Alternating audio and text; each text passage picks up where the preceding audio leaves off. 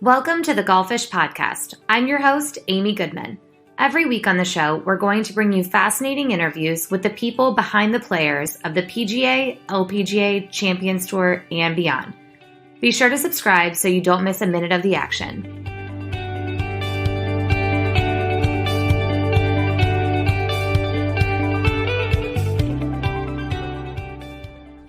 I'm so excited about this week's guest. Zac Zedrick is the men's golf coach at my alma mater, Miami University. For those of you not familiar, it's the original Miami based in Oxford, Ohio.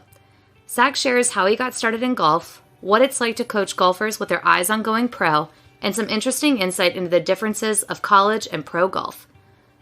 We were having such a great conversation about Miami, past and current students, as well as his wife who works for the First Tee, that our interview ran a little long. So you're in luck and get another 2-part series this week and next. If you're interested in Miami University, college golf, and think you can pass Zac's tournament quiz, then this episode's for you. Let's get started.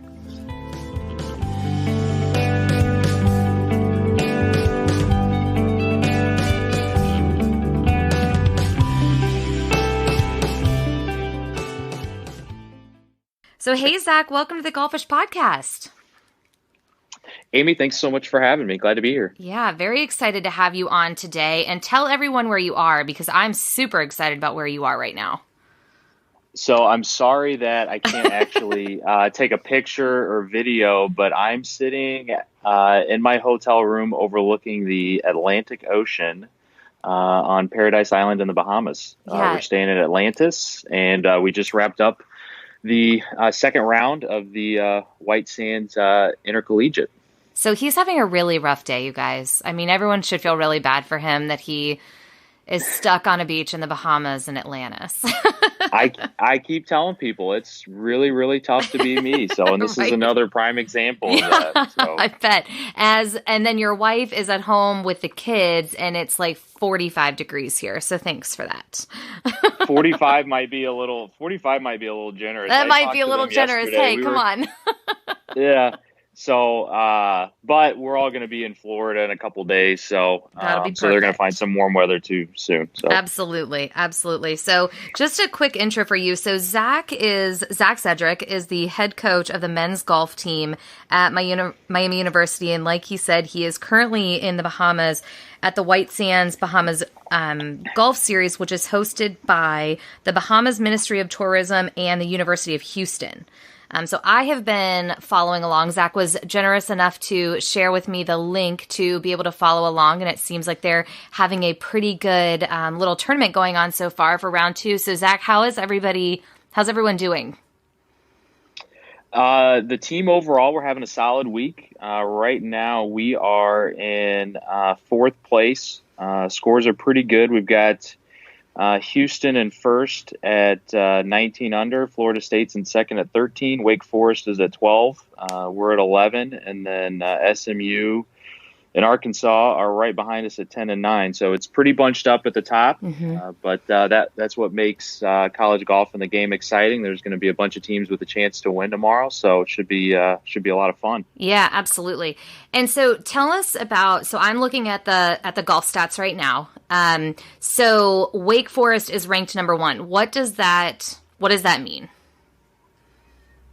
So we use in men's golf and in women's golf, it's pretty similar. So our postseason selection is actually very similar in many respects to what many people know in like basketball. You have a selection committee. There are a bunch of automatic bids for winning your conference championship. And then in golf, 81 teams make it to advance to NCAA regionals. So you have a bunch of automatic bids through being a conference champion. And then it turns out to be somewhere between 60 and 65, maybe a team or two more, depending on the year, that earn an at-large bid. Again, it's a selection committee of 5 people, and the golf stat ranking really serves as the foundation, and it's the primary tool that the selection committee uses, and they come pretty close to going right down the chalk on it. The one caveat is that your head-to-head record to earn an at-large bid has to be 500 or better. So what that means is right now we're in fourth place, and there are 14 teams. So when you think about it, for us, it's basically, it acts like 13 head-to-head matchups. So if the tournament was over, essentially we beat I believe 10 teams and then lose to 3. So we would be 10-3 if the tournament ended today. Oh, interesting. So that's the one caveat. So the one means that Wake Forest is the number 1 team in the country, and SMU is the number 2 team in the country. So it's pretty cool opportunity to be in the same field as literally the top 2 teams in the country. And there's probably at least half the field with a really excellent chance of advancing to the postseason this year, including us. So it's one of the more difficult sports to advance to regionals because we have right around 300 Division I programs. So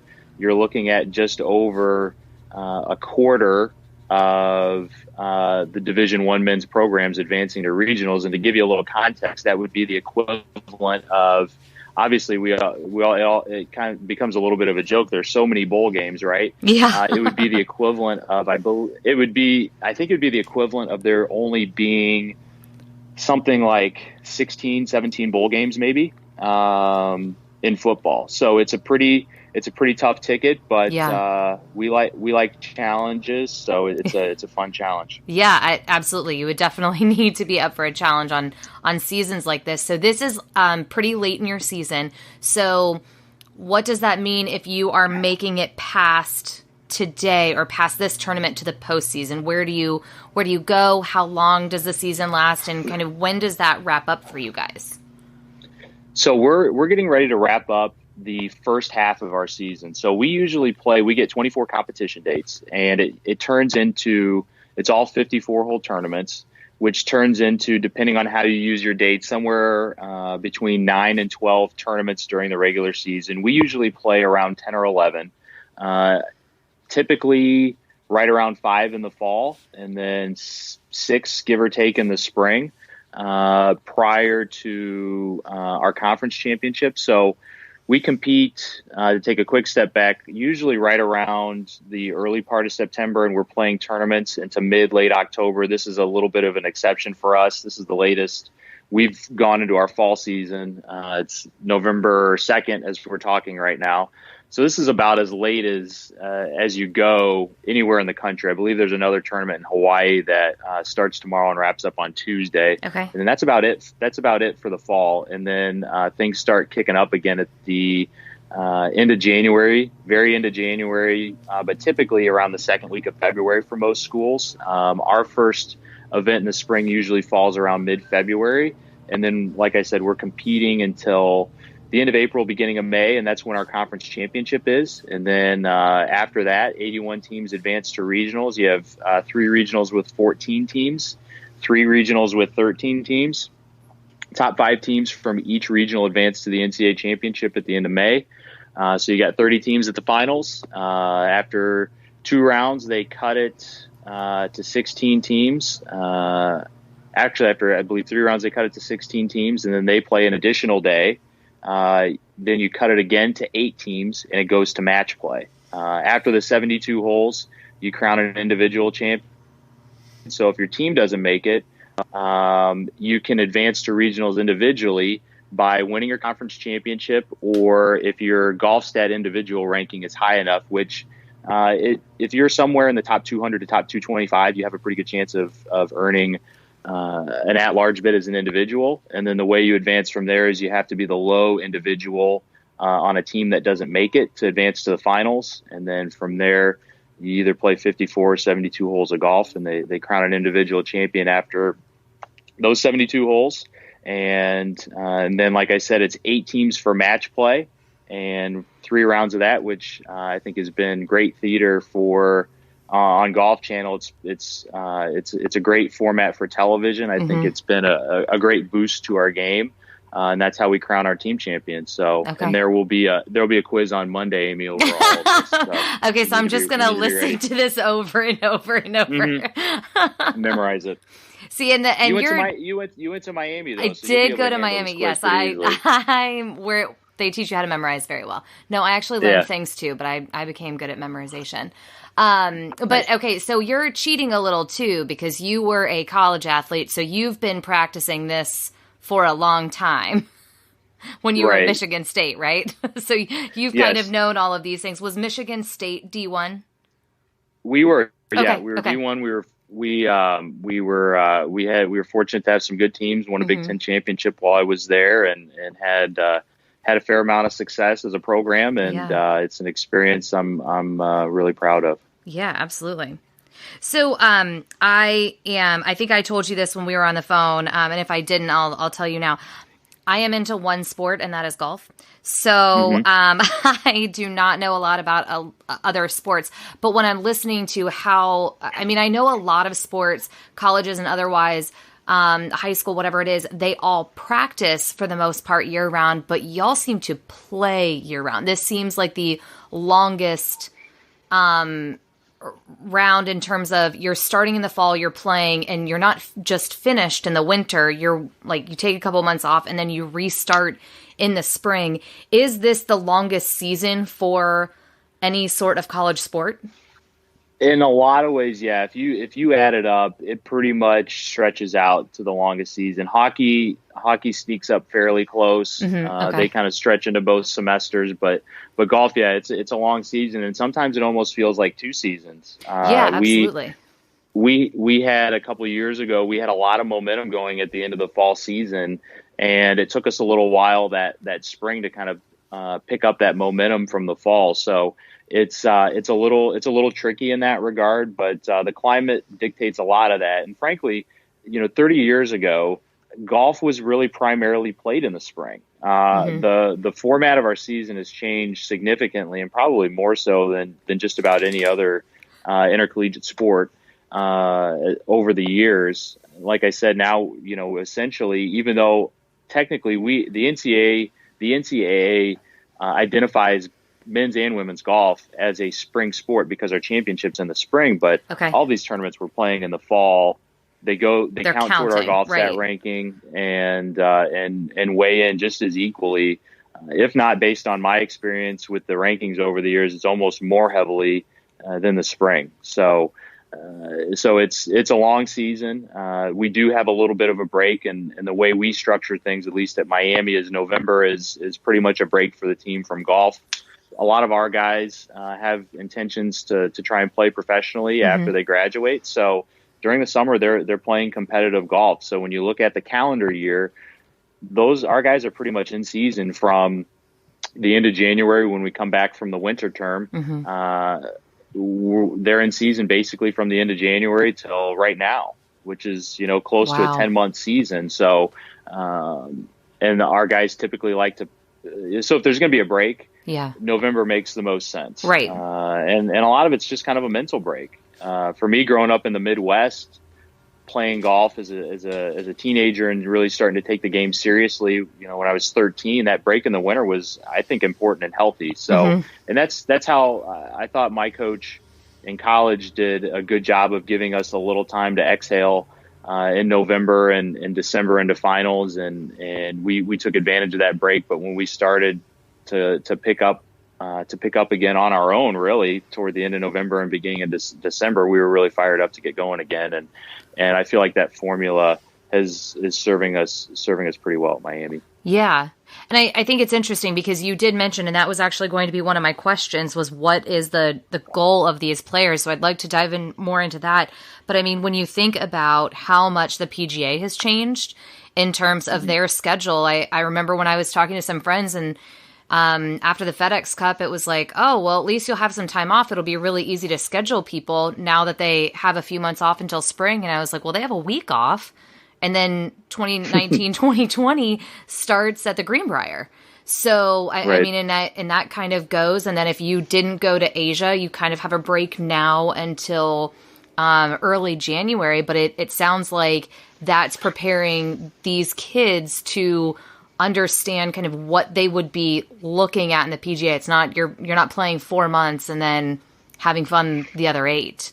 Right. Yeah, it's very similar, and that's a good point. The tour schedule has changed significantly to where the players would really have pretty much a consistent 2 month break there in November and December with the old schedule, and that's changed a lot.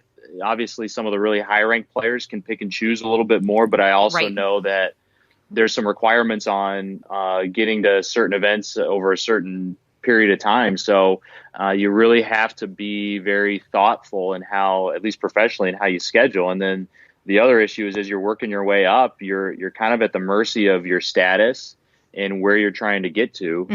So I think in a lot of ways, I think college golf, with balancing school, trying to play high level golf, the nature of our tournament schedule with things being spread out over 2 semesters, a lot of 36 hole days, a lot of, frankly, kind of crummy weather. If you think about the bulk of our season is when most people are not playing a lot of golf. Yeah, absolutely. So especially not in Ohio. You learned it. Yeah, exactly. You learn to deal with quite a bit. So I think in a lot of ways, just the nature of travel and juggling a lot of things and managing things just outside of golf, it's very important. I think it's great prep for people that want to play at the next level. Yeah. So tell us about your players that want to play at the next level. Is that pretty consistent with every group that you have coached? That's their goal after college? I think it's evolved a little bit over time. So this is my 9th year at Miami, and we did, have some success early on. As early as our 4th year, we won the MAC championship. I think as we've had more and more recruiting cycles, I think for whatever reason, the players that are coming in with the mentality that Miami is a place where this is a program where I can get pushed really hard, where I know I could develop not only as a player but as a person, where I'm going to be around people that are going to push me and support me to get better. And then if professional golf doesn't work out, then I've got an amazing degree in my back pocket, one of the best in the country, if not the best. And I had a great time while I was there. So it's just gradually evolved over time to where we have a lot of guys that's their natural interest is to move on and try and play professionally. And we're starting to see that. Patrick Flavin graduated in the spring of 2018, and he's been fortunate to have some success early on, and he has full status on PGA Tour Latin America, and he's going to at least have a certain level of status on the Korn Ferry Tour next year, since he's exempt based on where he's at on the Latin American Tour money list. He knows he's in the final stage of the Korn Ferry Tour Q School.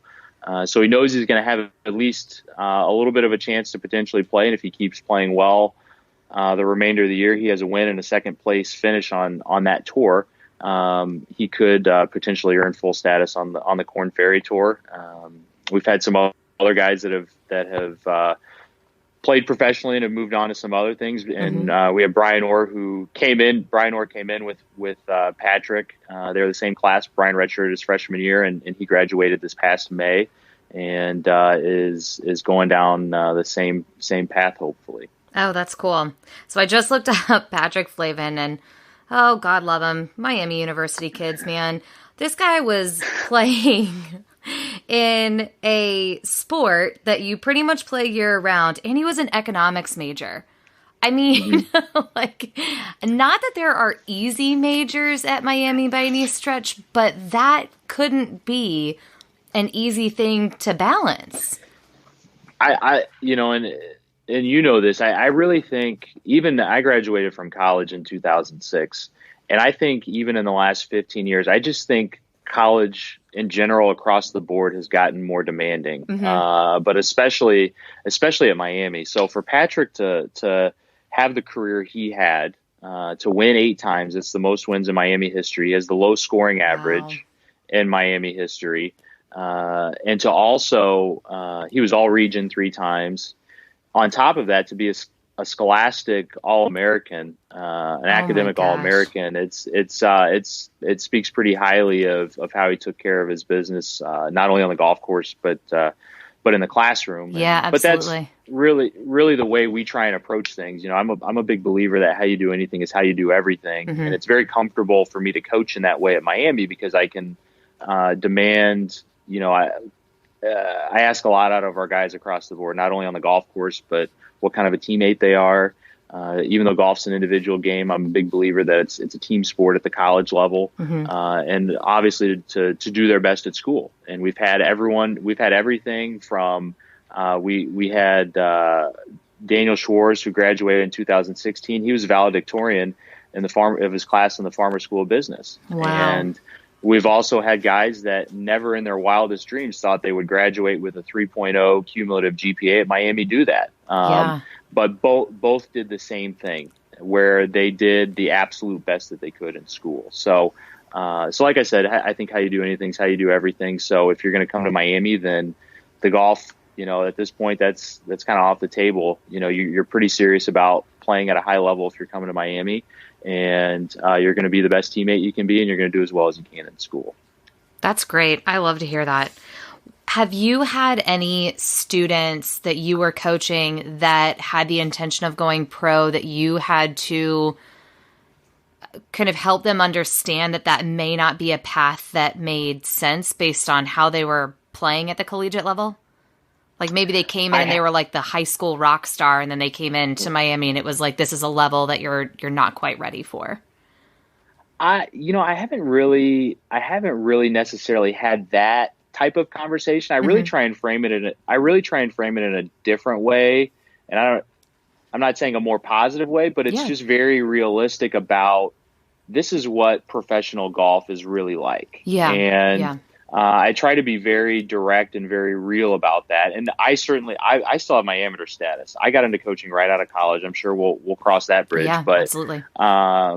but I was fortunate enough to play. I had teammates in college that have made checks on the PGA Tour, teammates that currently have their PGA Tour card, and just being in coaching. Gosh, this is I think my 15th or 16th year as a coach, which is adding up fast. Yeah. You're around a lot of guys that go on and play at the next level. I've learned a lot about that through those experiences. And I think whatever difficulties, whatever adversity or challenges you face in college, they really ramp up when as I tell our guys, you're when you graduate, and whether you do turn pro or whether you do something else, like Hmm. your alarm clock is up. Your alarm clock is up to you the rest of the way. Yeah. So I just try to be very honest and upfront about what that life is like. I think it's easy to look at someone like Jordan Spieth or Matthew Hmm. Wolff or Victor Absolutely. Hovland who skipped, and they're tremendous players, and earned their way onto the PGA Tour, but it was a pretty quick and direct path. And Right. for every Matthew Wolff, there are 1,000 guys that start out where Patrick Flavin has started out, playing mini tour events and literally playing and earning their way up every rung of the ladder. And it demands a lot out of you. And it's not just playing great golf, it's managing everything outside of that. And oftentimes there are guys that have more skill, that have more ability, have more overall aptitude, but because their ducks aren't in a row off of the golf course, it Hmm. gets in the way of them playing their best golf.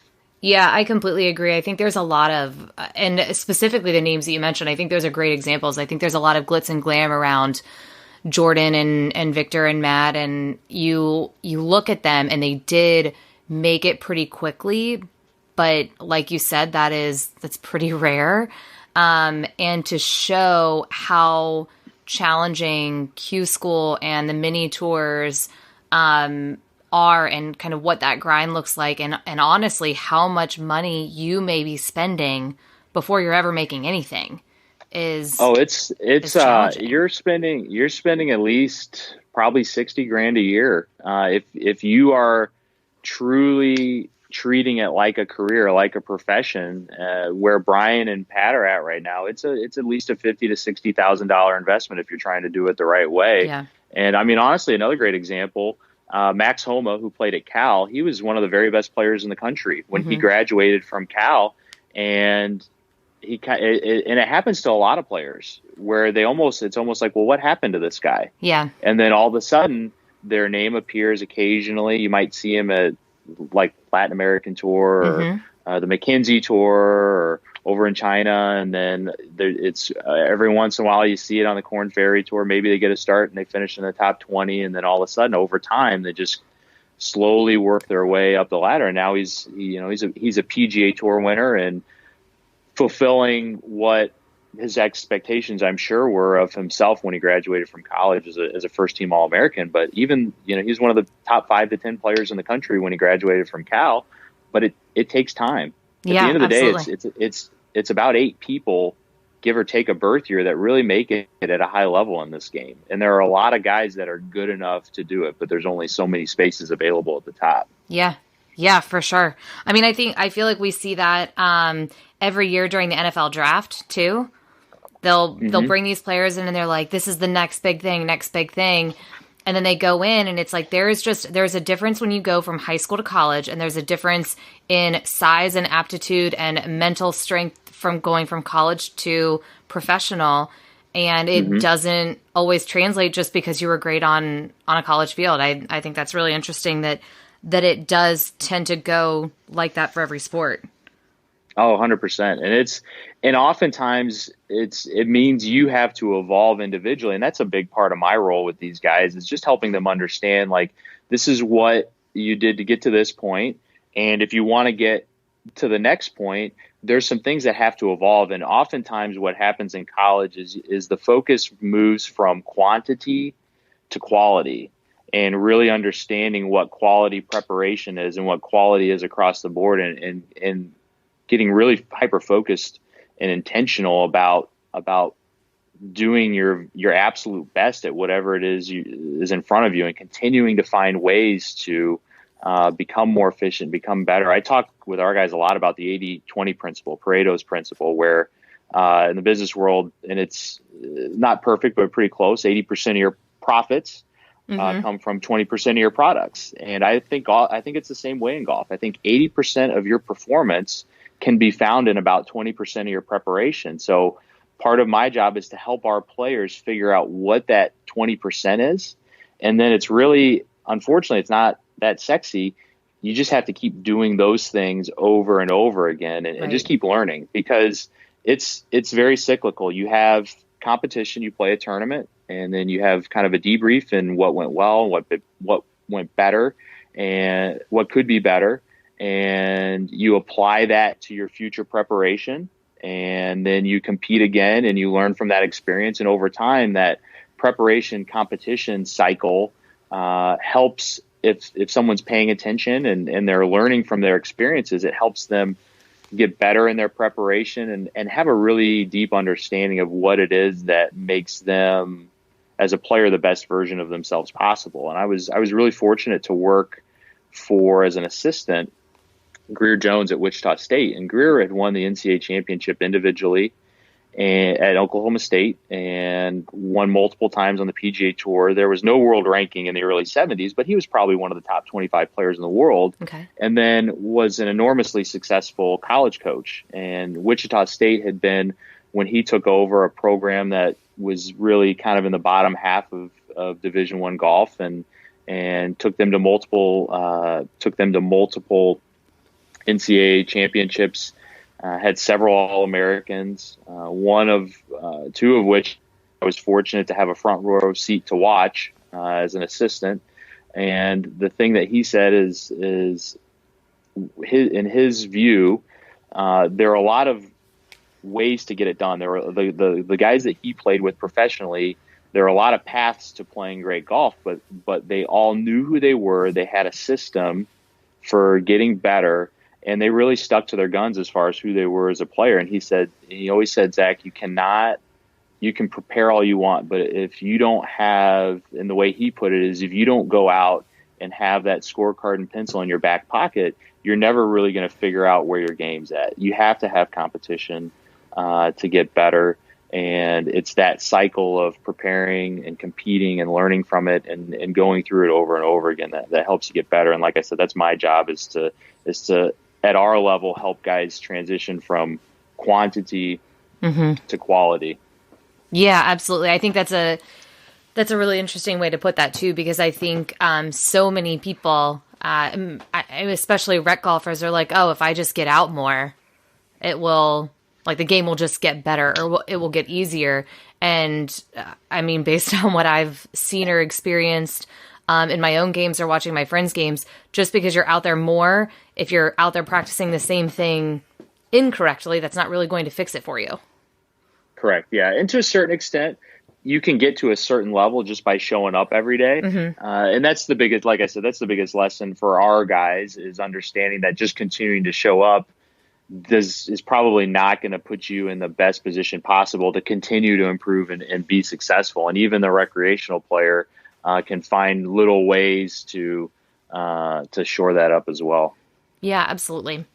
So you've talked a lot about your coaching. I'd love to talk about how you got started in golf, and then obviously your kind of progression through now being at Miami. And I know when we talked before, it was quite a family affair with your brother and your wife. So I'd love to hear how you got started in golf to begin with.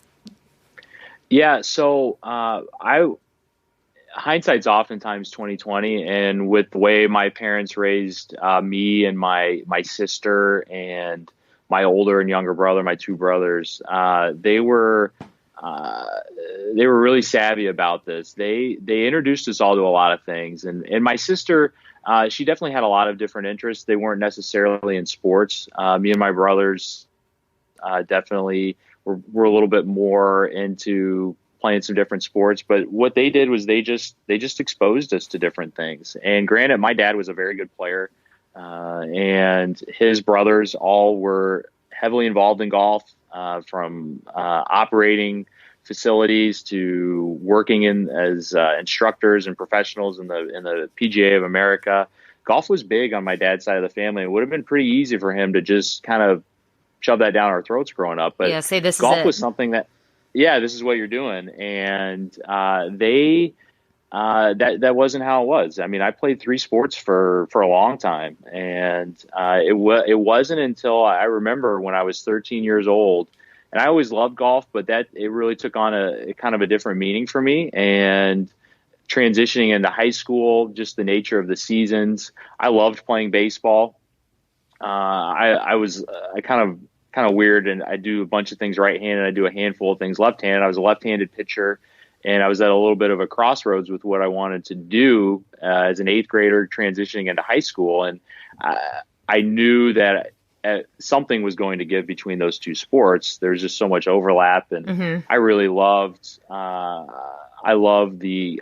individual challenge that golf, I think, presented, and gravitated toward golf at that point, but stuck with basketball for a little while longer. And I wish I would have played all 4 years. I played for a little while in high school, but eventually focused all of my energy on golf. But it was a very healthy, kind of natural progression toward just focusing on golf. And I credit my parents, and especially my dad, as someone who loved the game, for not really like forcing it on us. Yeah. It was just something we were exposed to. I remember going out to the golf course with him and my older brother. I have an older brother who's 10 years older than me.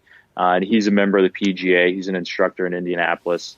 And I'd kind of just be bumming along with them, 4, 5, 6 years old, and played, in the 2-hole division on Fridays in junior golf. And it kind of slowly grew from there, but it was just kind of hanging out and tagging along with my dad, my older brother. And then it turned into, I have a younger brother who is, about 3 years younger than me, 3-ish years younger than me. And, then he was kind of the one that was tagging along with me and my dad.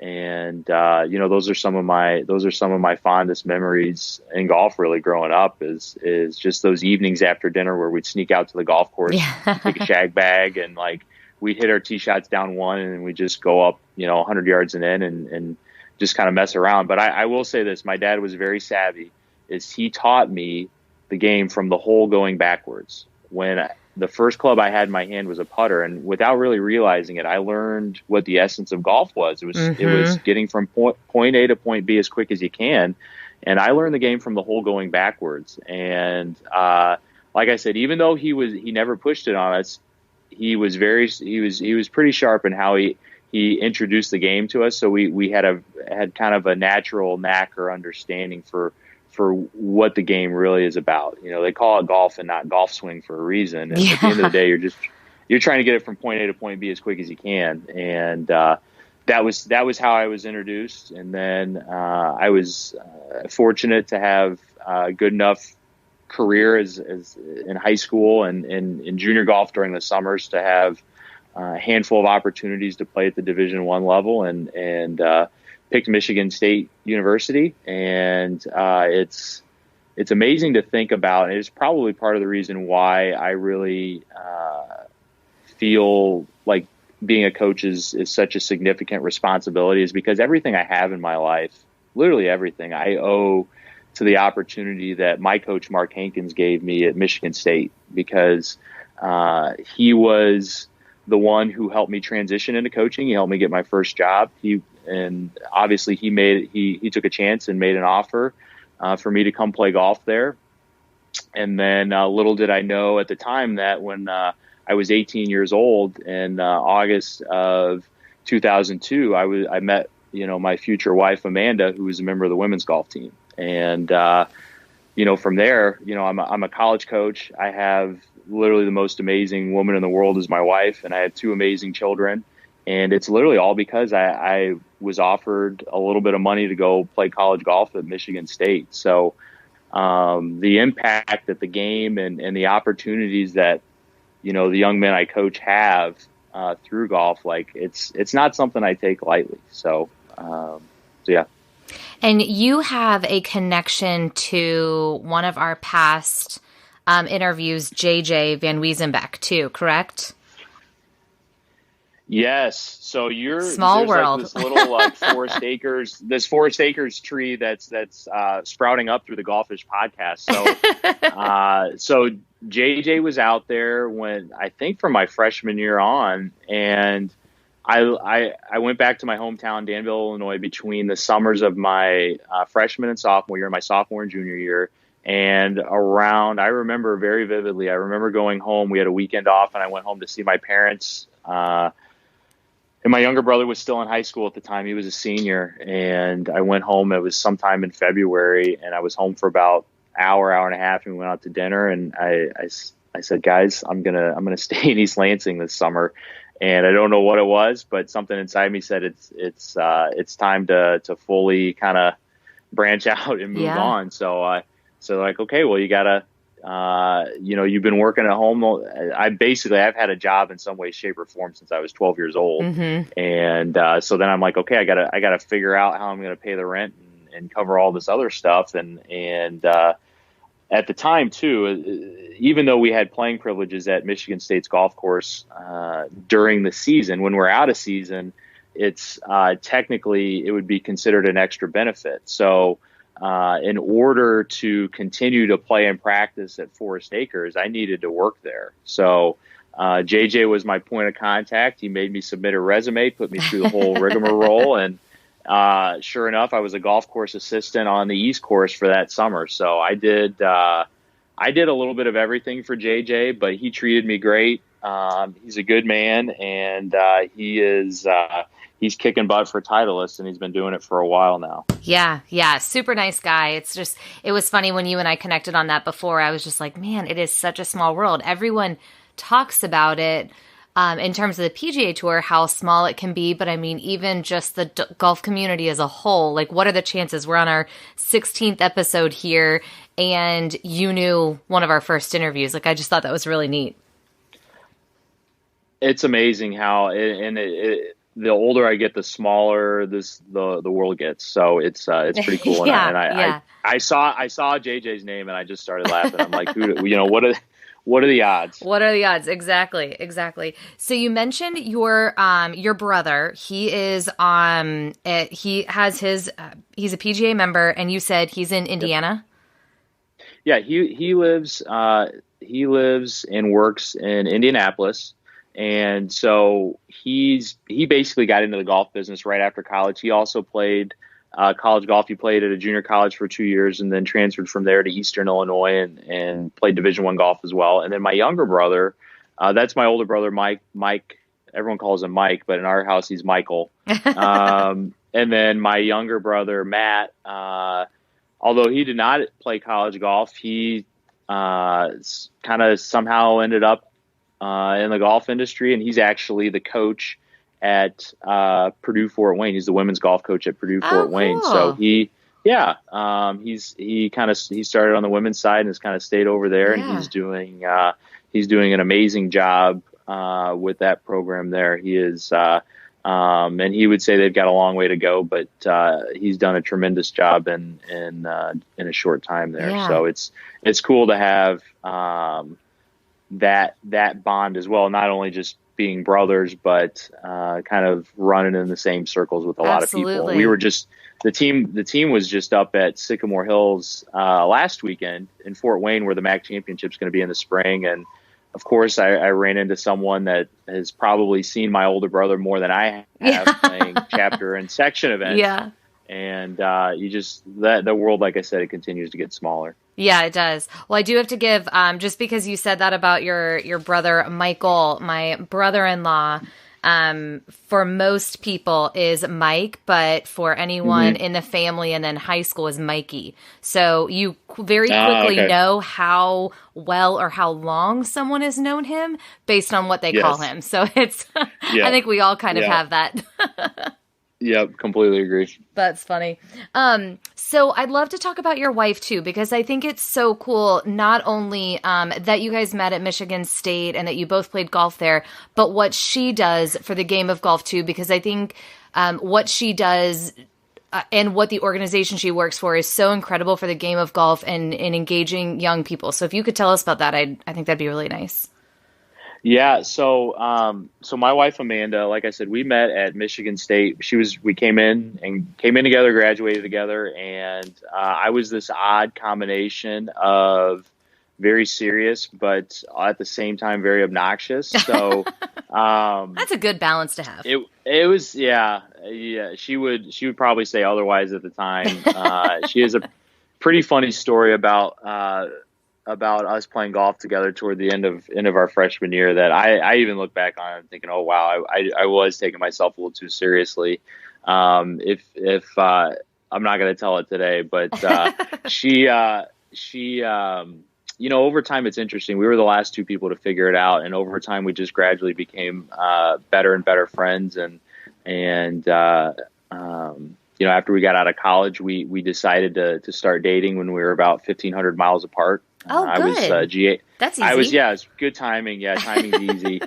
Timing was perfect. So I was a GA at Toledo. She had a 2-year fellowship with the USGA, and we reconnected at Michigan State, and it was kind of like let's see where this goes, and the rest is history. We were married a couple years later, and so anyway, fast forward to today. She works for the First Tee for their national office. So their national office is located in St. Augustine, Florida.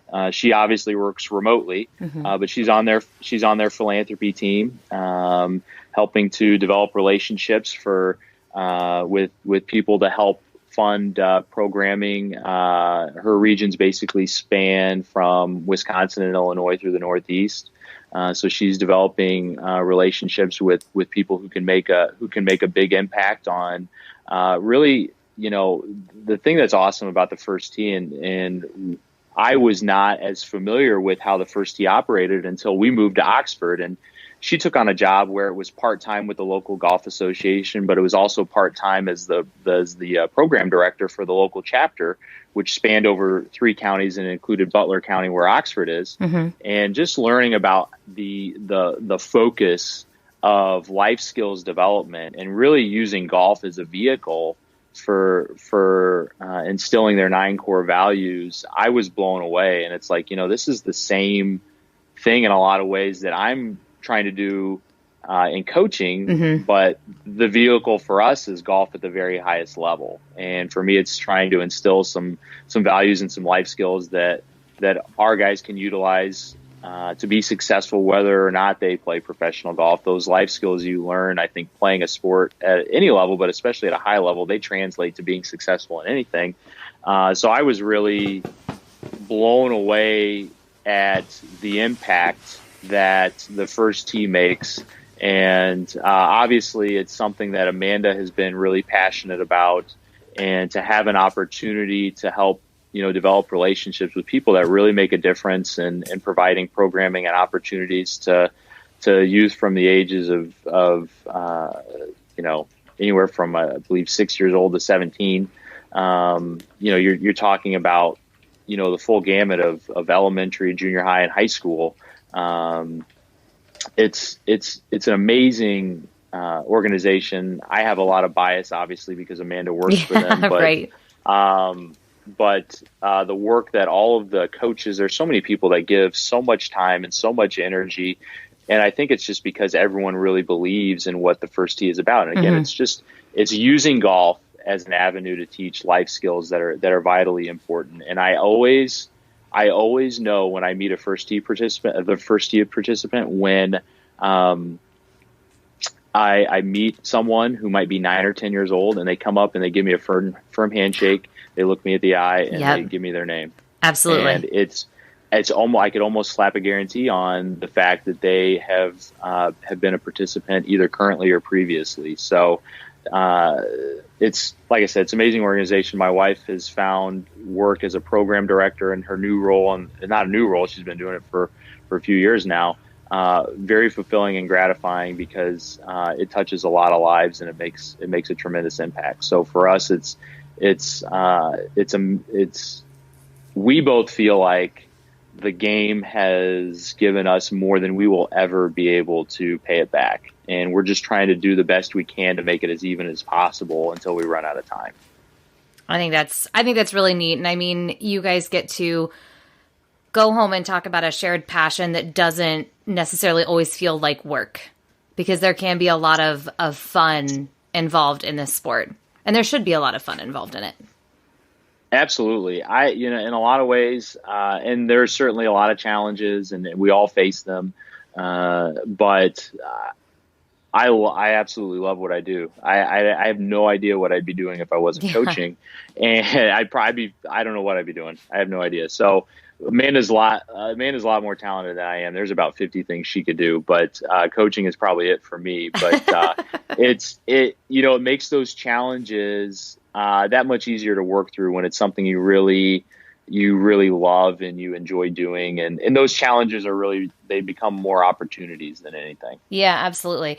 And as we just go back to a small world getting smaller, so I was born and raised in Cincinnati. I went to Baden High School for high school, and Amanda coached there, right?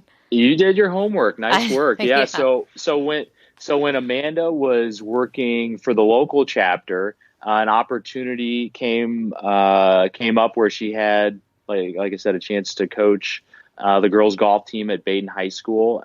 She had a tremendous experience. Again, I know I'm very biased. She did an awesome job. The program got much better. And it was great how it came about, because it was something that she always felt like she wanted to do if it could work out and the opportunity presented itself. So she took advantage of it. She did coach for a year right after. So our first daughter, Millie, who's 5 now, right after she was born. So she was in the 3 to 6 months, 3, 4, 5 months during that last season for her. And Amanda did an incredible job. I look back on it. I have no idea how she managed working for the local chapter of the First Tee, and then also coaching the girls golf team, taking care of our daughter, and then also having to take care of me because I'm a bit of a load and burden at home. So it's amazing. But after that season, she really loved it, and it was a very difficult decision. But we knew we were at some point going to have at least a couple little ones running around, and she felt like she wanted to make sure all that extra time was focused on us being together and growing as a family and having as much fun as we can. Yeah. So. Well, I had to do my homework because when I mentioned on our first call that I went to Baden and you knew instantly about it, I was like, well, there's got to be a connection because because you're at Miami does not mean you will know Baden. Right. Yep. And we've had, so we know there's some folks in Oxford that send their kids to Baden. It's great high school. Yeah. And like I said, Amanda really enjoyed her experience coaching for them, and still kind of roots for them from afar. And it wouldn't surprise me if Coach Amanda made a comeback someday when everyone's a little older, and if I could mature just a little bit more than I am now. Goodness. So What's funny.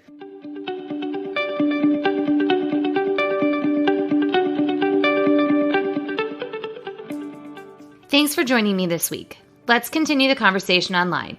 You can find me at Golfish Podcast or at Miss Amy Goodman on Instagram. See you next week.